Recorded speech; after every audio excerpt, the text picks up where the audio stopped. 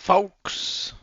This is Acquisition and Adventures. My name is Andrew, and we got a little marketplace shenanigans going on. I kind of jumped into this with both hands and feet, knowing that I'm going to get into some sort of trouble, but, with protection in these marketplaces. So essentially what I'm doing, let's get right into it, is there's a couple things I'm doing here.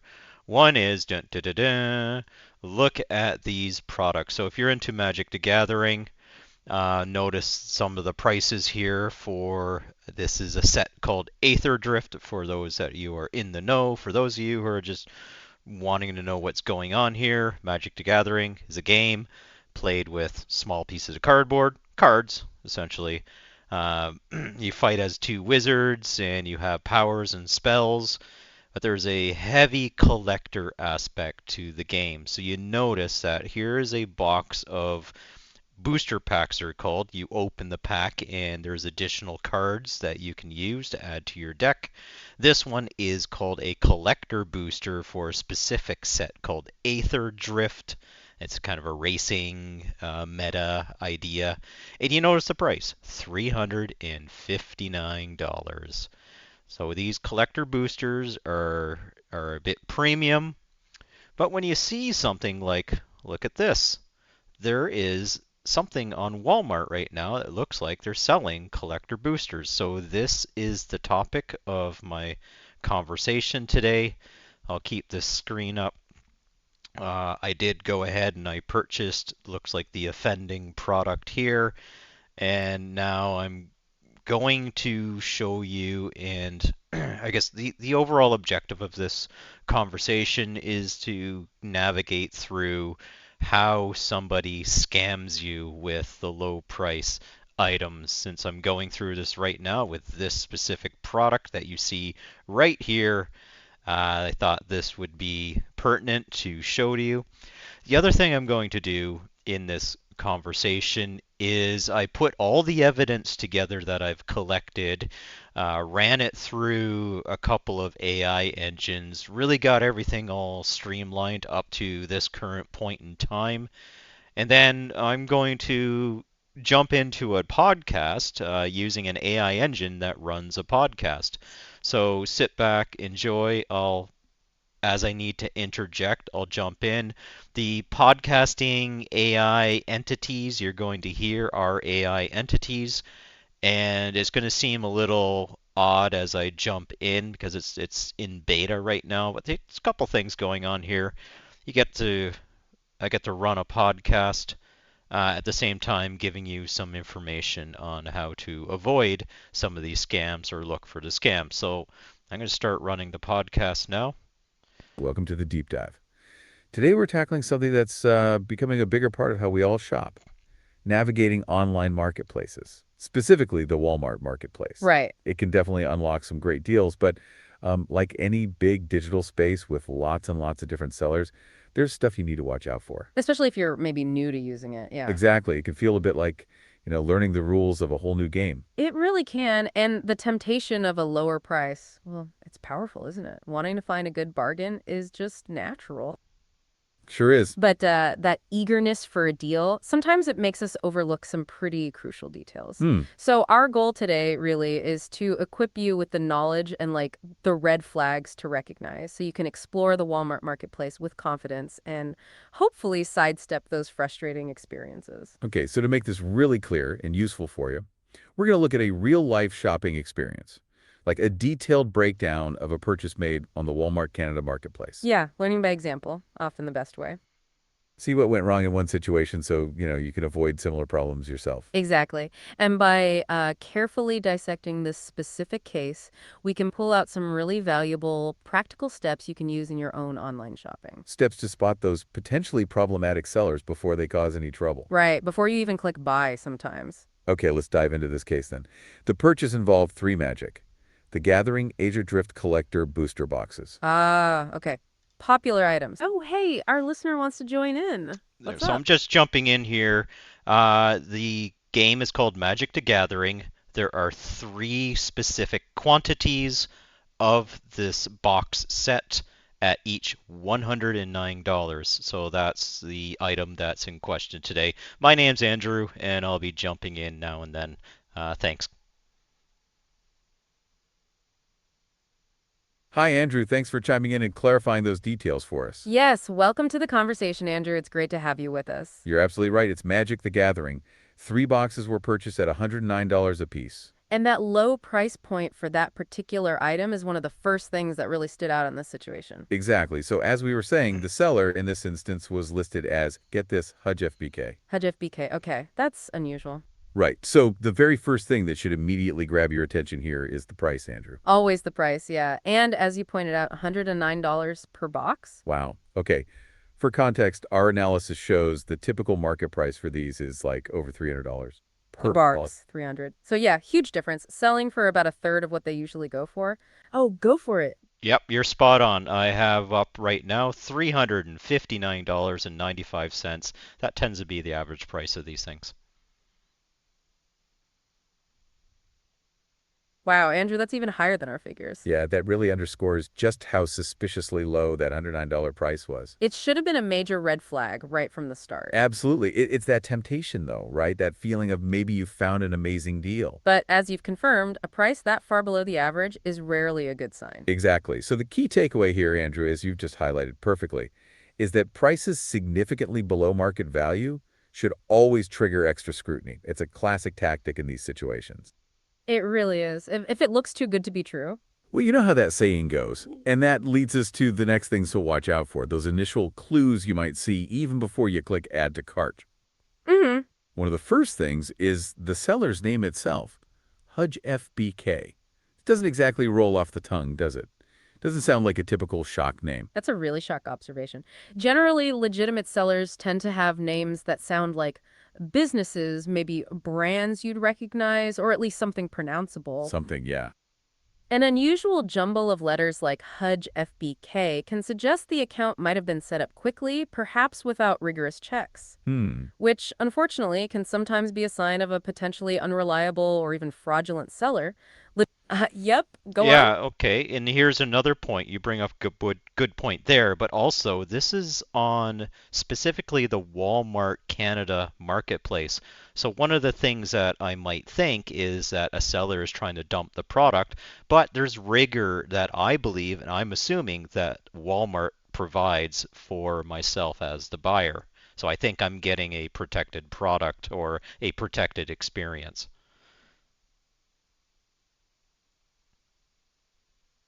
That's a really interesting point, Andrew. It's natural to assume that a big platform like Walmart Canada would have strong safeguards in place for buyers. You're right. There's certainly an expectation of security and protection when you're using a well-known marketplace. And to be fair, Walmart does have policies and procedures aimed at protecting buyers. We're actually going to delve into those a bit later in the show. Yes, we'll be looking at their return and refund policies and how they handle reports of fraud or counterfeit items. However, as we're seeing with this case, even with those protections in place, issues can still arise, especially with third-party sellers. It highlights the importance of still exercising caution and being aware of those red flags, even within a seemingly secure environment. The sheer volume of transactions on these platforms can sometimes make it challenging to catch every bad actor immediately.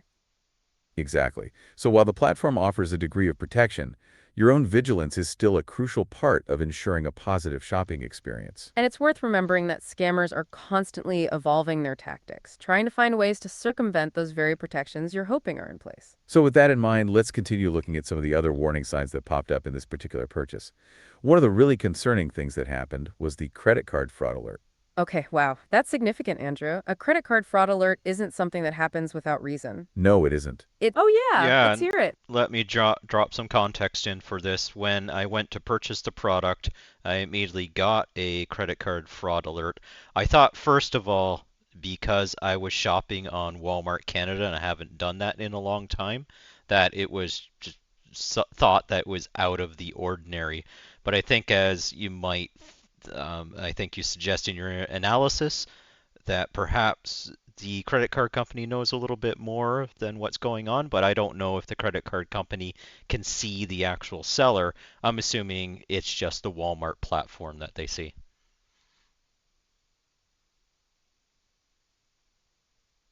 That's really helpful context, Andrew. It makes perfect sense that your initial thought was that it might just be due to shopping on a less familiar platform. You've hit on a really insightful point. While your credit card company might not have the seller's name directly tied to that specific Walmart marketplace transaction in their initial alert, their fraud detection systems are often looking for unusual patterns. Exactly. So even though they might just see Walmart Canada, the transaction itself, the amount, the timing, perhaps even something about the way the payment was processed by that particular seller could have triggered their algorithms. It's about identifying anomalies. A purchase that deviates significantly from your usual spending habits, especially on a platform you don't frequent, can raise a flag. And as our analysis shows, that unusually low price itself is a huge red flag for potential fraud. So in a way, that fraud alert was an early warning sign triggered by something out of the ordinary with that specific transaction. Even if it didn't explicitly name the seller, it definitely should be taken seriously. Big flashing warning light right there. But the issues, they didn't stop there. The delivery information became this total mess of conflicting details. Oh boy. So the Walmart app initially showed a delivery date way out in the future, October 27th, 2025. 2025. All right, that sounds like a mistake or something. Oh, yeah, uh-huh. Yeah, let me add some additional clarity to this. The original ship by date or promised delivery date was June 18, but later the seller changed that, and I think we can get into that a bit later. Thanks for adding that detail, Andrew. That original June 8th ship date is definitely something to keep in mind as we unpack all this. Absolutely. The fact that the seller later changed the promised delivery date is another really interesting piece of the puzzle. It fits right into the pattern of inconsistent information we're seeing. Exactly. It's like they keep shifting the goalposts. So after that distant October date in the app, what happened next was Walmart support said, no, it's actually June 18th, 2025. So already two different dates from official sources. That's not reassuring. Not at Oh, yeah, uh-huh. Yeah, let's when I called Walmart customer care about this and they said, "No, we reassure you, it is going to arrive on June 18th." But later in the communication, the seller said, "Oh, due to postal problems of some origin, we're moving it to October 27th," which is interesting. And when I talked with the Walmart agent, they thought this was a glitch in the system, that it was showing October 27th. They said, no, it's June 18. So there's some shenanigans going on there. That's incredibly frustrating to hear, Andrew. It really highlights the communication breakdown you were experiencing. Absolutely. 3 different delivery dates being thrown around by Walmart and the seller. That's not reassuring at all. And the Walmart agent thinking the October date was a glitch when the seller was actively stating that, that's a huge disconnect. It really underscores the point that clear and consistent communication from a seller is so important. Exactly. And as our analysis also pointed out, the seller's excuse about postal problems causing a delay until October. Right, we found no evidence of widespread disruptions in British Columbia at that time.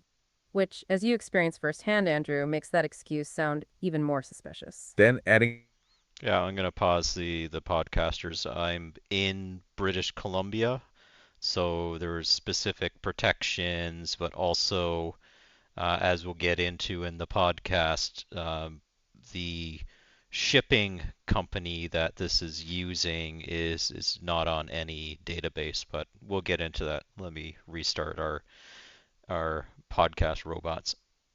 another layer to this, the seller then claimed the package was in a shipped state and cannot be intercepted for return, now expecting a June 2025 delivery. Wait, so yet another date. This flood of inconsistent information is a massive red flag. It really is. Reputable sellers provide clear, consistent updates.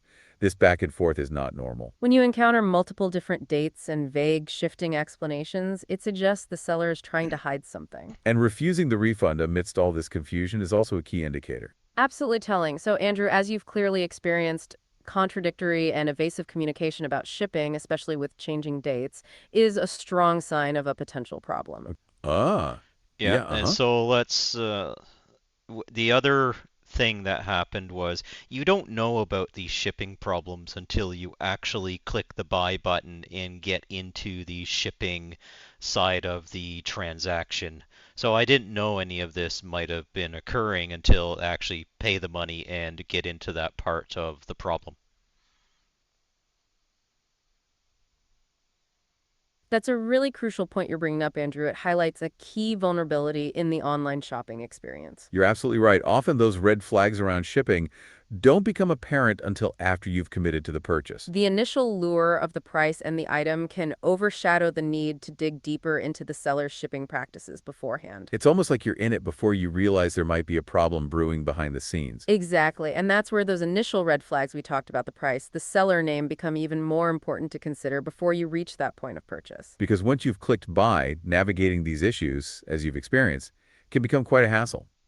So while the platform might seem straightforward initially, it's vital to look for those early indicators to potentially avoid these shipping nightmares down the line. It really underscores the need to be extra vigilant at the very beginning of the process before handing over any payment information. Absolutely. And speaking of things not adding up, what came next in this situation was the tracking information, or rather, the lack thereof and its inconsistencies. Right. After all the back and forth about dates, the buyer then received tracking information for a carrier called DNDEU. Which, notably, isn't a recognized courier in Canada or listed among major tracking databases. That's immediately. Okay, let me push pause on it there. What I'm going to do is I'm going to go to the tracking information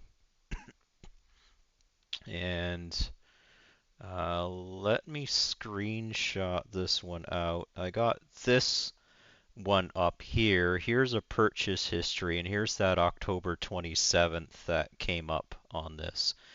That was changed after the fact. Now, if I grab the shipping one, so let's bring up a new one here. I'm not going to save that one. And let's go to my screen grab. And I'll grab this information here.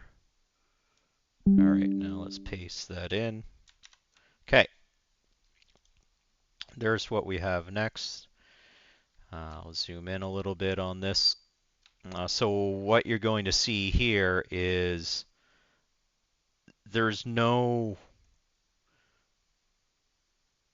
locations or if it's at a sort facility or anything like that. So this is extremely suspect. So let me run the podcast again. We'll continue this. Suspicious. And the tracking number itself, JOI25CFA0U00546926, it just produced errors on the Walmart app and failed to register on other major tracking platforms. Okay, so that's a good point as well. So here's what I'll do. I'm going to hit. There's a link in the Walmart system that allows you to go down the link path. So I'll show you that here. Let's do a new. Let's not save that one. Grab another clip. Here's the delivery information. I'll drop that in here. Let's crop that up. And let's zoom in. So this, whatever this delivery organization is, doesn't exist in any. I had the AI engines do a lookup on this. It doesn't exist, so I don't mind throwing this tracking number up on the screen because it's nothing. So what happens when I try to resolve that link? Let me try it over here, and we get this. Um, the link goes to something called Walmart-ca.clickpost.ai, and it pushes the waybill number in, but then it gives me this particular message. So let's continue with the AI podcast. Just error messages, right? But then these generic in-transit updates appeared. Between May 11th and 13th, just in transit, No location details whatsoever. For a shipment to a major hub like Burnaby, you'd expect location details. Exactly. Pickup locations, sorting facilities, current city, none of that was there. That strongly suggests fabricated tracking information, fake updates to deceive. Trying to create the illusion of movement to delay complaints. Exactly. So, Andrew, remember, vague location-less tracking updates are a significant warning sign. Okay, now there's also the suspicious tracking URL the seller provided. The one that looked like a Walmart Canada link but was flagged by Google Chrome as potentially fake. Exactly. It was walmart-cai.clickpost.ai. That's a really important detail to note. Scammers often mimic legitimate websites to appear trustworthy. We should mention that ClickPost is a real logistics partner for Walmart. Yes, but the Chrome warning indicates this specific link might have been compromised or fraudulent. Possibly for phishing or to create a false sense of security about the tracking. Precisely. So always be extremely cautious about tracking links from unknown sellers. Good advice. Okay, Andrew, to recap these red flags. Unbelievably low price, weird seller name. Hudge FBK. The credit card fraud alert you got, the contradictory delivery dates and excuses. The unknown carrier, fake-looking tracking updates without locations. And that suspicious link flagged by Chrome. What does this all likely mean? The most likely scenario is a non-delivery scam. They take your money and vanish. Unfortunately, that seems to be the case here. Are there other possibilities? Less likely given the evidence, but there's also a possibility of a counterfeit scam if something were to arrive. And that suspicious URL does raise a slight concern about phishing, though the fake tracking seems primary here. Overall, it's a concerning situation. But remember, Andrew, you have consumer protections, especially in British Columbia. Absolutely. Understanding your rights is crucial when things go wrong with online purchases. So what are those protections? Let's start with Walmart's policies. They should offer refunds for non-delivery or counterfeit items, and they have a report seller form. Exactly. And your credit card company, that fraud alert is significant. You have charge. Oh, yeah. Yeah. Uh-huh. Okay, so I did contact Walmart, and that got us the back and forth that we just talked about with the messages and the changing of the date. But notice another thing to note is I did request a refund from the seller. Once I did that, the seller then said, oh, okay, it's going to arrive June 18. So they said, postal problems, October.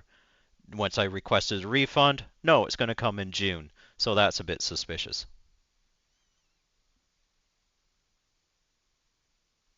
You've hit on something really key there, Andrew. That shift in the delivery date immediately after you requested a refund is incredibly telling. It absolutely reinforces the suspicion around this seller's behavior. It's like they're trying to placate you just long enough to avoid having to issue that refund. Exactly. It suggests they never intended to deliver in October in the first place, and now they're just making another false promise to keep your money. Hey, yeah, what's up? Okay. And the other thing to note is I did call the credit card company.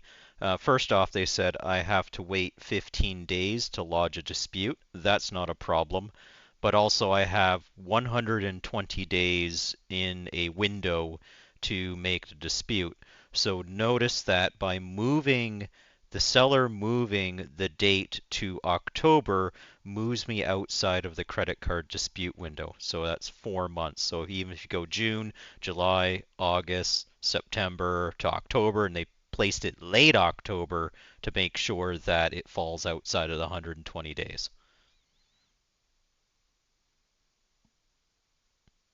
Wow, Andrew, that's a really sharp observation. That timeline manipulation by the seller is a huge red flag. It certainly seems like a deliberate tactic to run out the clock on your ability to file a dispute with your credit card company. That's very concerning. It adds another layer. Oh, go Yep. for it. And the other thing to note is when I contacted the credit card company, they said our agreement is let's wait for the June delivery date and then see what happens. If there's no delivery or if it's a fraudulent delivery, what I mean by fraudulent is a fraudulent IP or counterfeit product, then we can go from there to dispute the charge.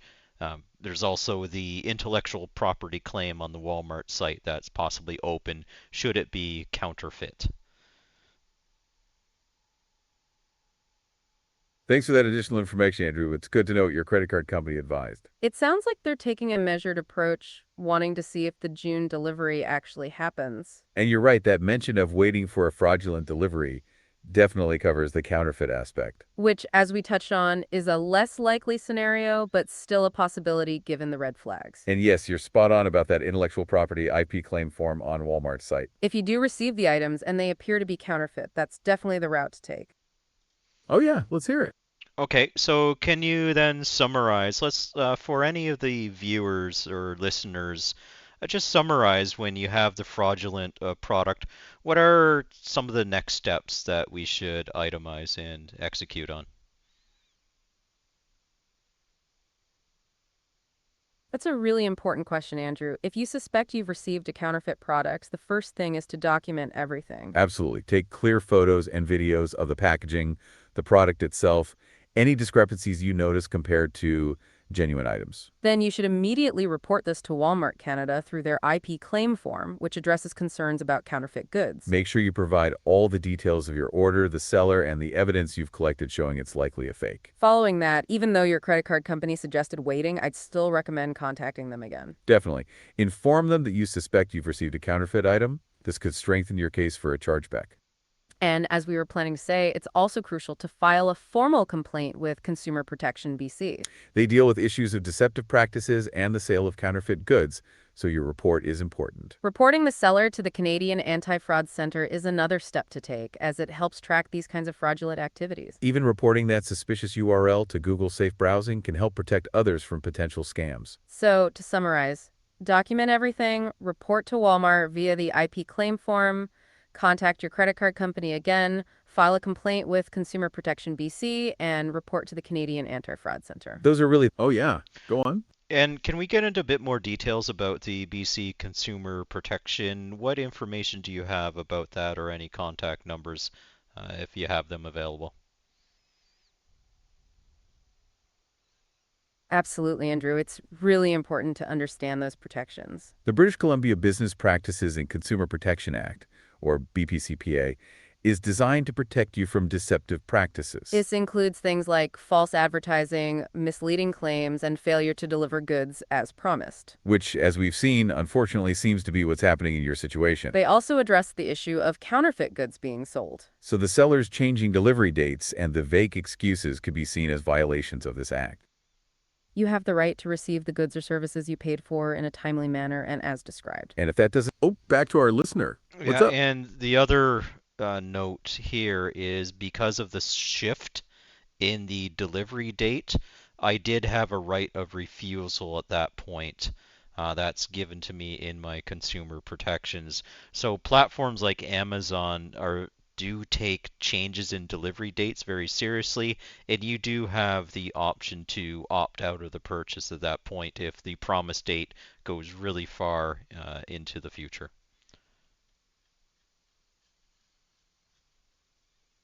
That's a really important point you're bringing up, Andrew. You're absolutely right. The BCPCA does indeed grant you certain rights when there are significant changes to the terms of a sale, such as a drastically altered delivery date. So when that seller pushed the delivery all the way out to October, that likely triggered your right to refuse the purchase and demand a refund under British Columbia law. It's excellent that you're aware of those consumer protections. It puts you in a much stronger... Oh, go for it. Yeah, it does put me in a much stronger position.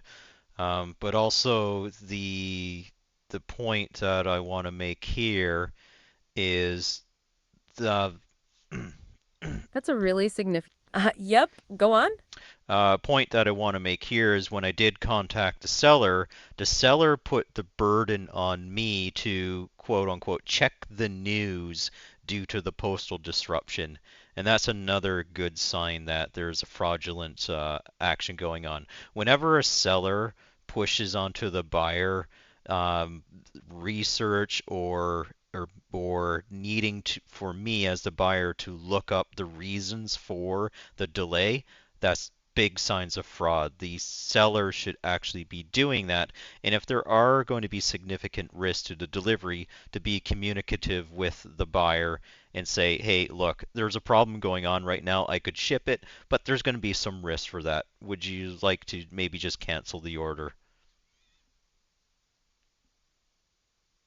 That's an incredibly insightful point, Andrew. You're absolutely right. Shifting the responsibility for investigating delays onto you is definitely not standard practice for legitimate sellers. Usually they would be the ones providing updates and explanations. A trustworthy seller would proactively communicate about any potential issues. The fact that this seller told you to check the news is quite evasive. It avoids any direct accountability on their part. And as you said, Iku, it's a big sign that something isn't right. Legitimate businesses typically have systems in place to track and manage these things. They wouldn't expect the buyer to do their research for them. That lack of direct communication and transparency is a major red flag. Okay, so adding that to our list of suspicious people. Oh, yeah, let's hear it. And before we go back to the list, another point that was brought up, let me think about that now. We did have the seller. Oh, yeah, uh-huh. So we did have the seller pushing back on me, checking the news. Yeah, I just need to pause it here. Oh, excuse me. The thing with this AI tool is if I sit and think for too long, the people jump in. So let me collect my thought here and then push it into the system here. So the seller put the burden on me to check the news. Um, what else? So I asked for the refund. They refused the refund, which is out of standard. Yeah, I can't remember the other point that I was going to make. Hopefully it comes back to me. That's a problem with this tool is if I need to sit and think, I can't pause it. But let's continue on. Right, Andrew, that's exactly the point you were making. And it really highlights their unprofessional approach. Absolutely. A legitimate seller takes responsibility. Okay, now, as you were saying before we got slightly sidetracked, It's all good. Those are important details. let's get back to that list of red flags.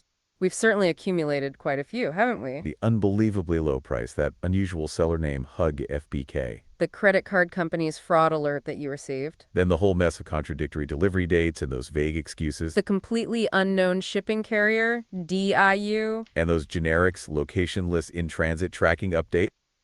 Not forgetting that suspicious tracking link flagged by Google Chrome. And now, as you just pointed out, the seller telling you to investigate the delays yourself. It truly paints a picture of a very unreliable seller. All these things combined really do point in one direction. And it reinforces the importance of being vigilant. So, Andrew, thank you again for sharing your experience and insights.